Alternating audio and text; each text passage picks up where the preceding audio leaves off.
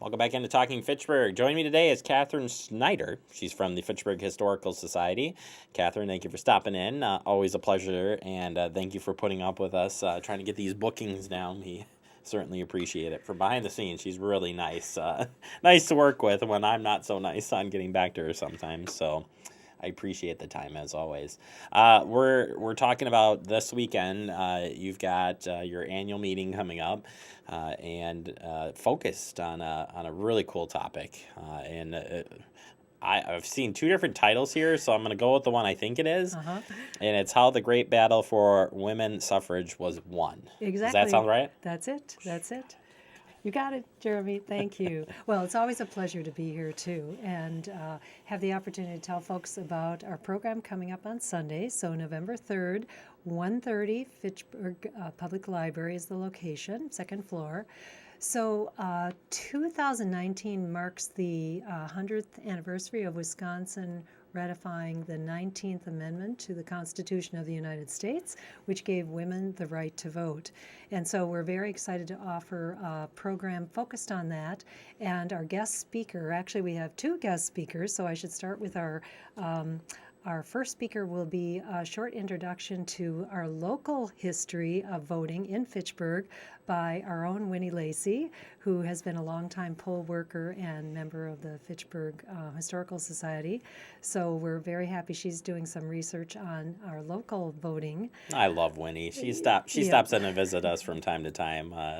Such a lovely person. Yeah, And, she's just that's going to be awesome. She's excited to offer that. And then our main speaker will be Bob Kann, who is well known in the area for his local storytelling and his own research, historical research, and children's books. But he also does adult programs, and this one will be on a topic that he's done a lot of research on. So he will be telling the Wisconsin story of the 19th Amendment and how Wisconsin's women, in fact, were very involved in the suffrage movement, and actually locally and statewide, trying to push for the state to pass laws to have women's suffrage. However, those were unsuccessful for several years in the early 1900s. Voters rejected. In fact, in 1912, 63% of the male voters voted against having women have the right to vote. Amazing to me. Amazing. Isn't it? Well, I think the idea was that women were looked upon as their role was primarily in the home and raising children, and so politics was a little bit not for their role in life, and that they were to be kept pure in the home, and that sort of mentality was, I think, what kept the male voters saying. You said that a lot nicer than I would have said it. You think things were different. I was thinking like maybe the wartime had, different wars maybe played a big role in that too. But certainly after World War I think there were changes in people's attitudes, and actually the women's right to vote was taken more on the federal level then. The emphasis was to get the federal, the national constitution changed so that women could have universal suffrage all over the country. So rather than state by state, it would be done over the whole country. So Belle LaFollette was one of the leading advocates from Wisconsin. She was married to Fighting Bob LaFollette from the Progressive era. She spoke around the country for 64 straight days about women's suffrage. So she spoke to the United States Senate about it, advocating for women's suffrage. So she was very prominent in that battle. So I wanted to say there was a lot of courage, perseverance, political savvy to get this amendment finally passed. And it did pass 3/4 of the states, as we remember from our constitutional law. 3/4 of the states of the United States need to pass an amendment for it to be ratified and become part of the Constitution. That did happen finally in 1920, in August of 1920. But Wisconsin was the first state to officially ratify that constitutional change. Wow. So we have that distinction. On Wisconsin? Yes, on Wisconsin. Good for us. No, I assume it's going to be a great topic to explore. I'm sure it'll open up some questions for today and where we are today. And it's hard to believe that wasn't that long ago.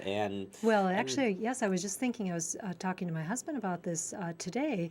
My mother was born in January of 1921, so she was born just a few months after that right became available to women. My mother-in-law was born in 1915, and so she was born without the right to vote. So between my mother-in-law and my mother, that amendment got passed. So it doesn't seem like to my perspective, looking at my mother and mother-in-law, not that long ago that amendment was passed. I did want to mention that this program is being co-sponsored. We have partners with the Dane County Historical Society and the Fitchburg Public Library. So we're getting the word out that this is a very significant program that we're all offering together. Yeah, this is going to be great discussion and getting an update too from you guys as well as what's happening at the Historical Society is always nice, and hopefully some people jump over, check out the Fitchburg room over there and see what's going on. But yeah, great stuff, and I think that only laid the foundation for today, and it's hard to believe that. We're seeing more women in politics and yes, presidential race and candidates, businesses for instance, and owning businesses. And my wife runs a business for her and I, and it's amazing. There's still like a lot of challenges that I would have never thought of. But it's a good story, and it's going to be great. Yeah, I think we're very excited about it, and hope lots of people will come out for it. Just to know that the Packer game is after our program. We planned it so the Packer game will be at 3:30. Our program is at 1:30, so everyone will have a chance to do both. Very smart, very smart. Catherine, again, coming up this Sunday, November 3rd, 1:30 to 3 p.m. over at the Fitchburg Public Library meeting room. Stop on up. It's going to be a great talk, and again, hearing from everybody at the Historical Society is always good.